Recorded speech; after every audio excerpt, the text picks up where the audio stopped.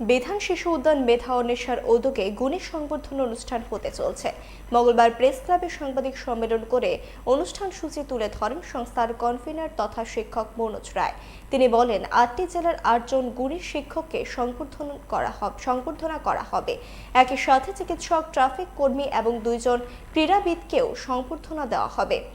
২৬ September বাণী বিদ্যাপীঠ বিদ্যালয়ে অনুষ্ঠানে মন্ত্রী শুক্লাচরণ নোয়াতিয়া সহ আরো অনেকেই উপস্থিত থাকবেন বলে জানান শিক্ষক মনোজ রায়। 2024 বিশেষ কারণবশত ডক্টর বিধানচন্দ্র রায়ের জন্মদিনে বসে আঁকি প্রতিযোগিতা হলো চিকিৎসক সম্মাননা দেওয়া সম্ভব হয়নি। তাই আমরা এবার শিক্ষক সম্মাননার সঙ্গে সঙ্গে চিকিৎসক সম্মাননা, তাছাড়া ট্রাফিক দপ্তরের ৩ জনকে এবং ক্রীড়াবিদ ২ জনকে আমরা সংবর্ধনা দিতে যাচ্ছি। আগামী ২৬ সেপ্টেম্বর দুপুর ১২টায় বাণী বিদ্যাপীঠ দ্বাদশ শ্রেণী বালিকা বিদ্যালয়ের নিবেদিতা অডিটোরিয়ামে।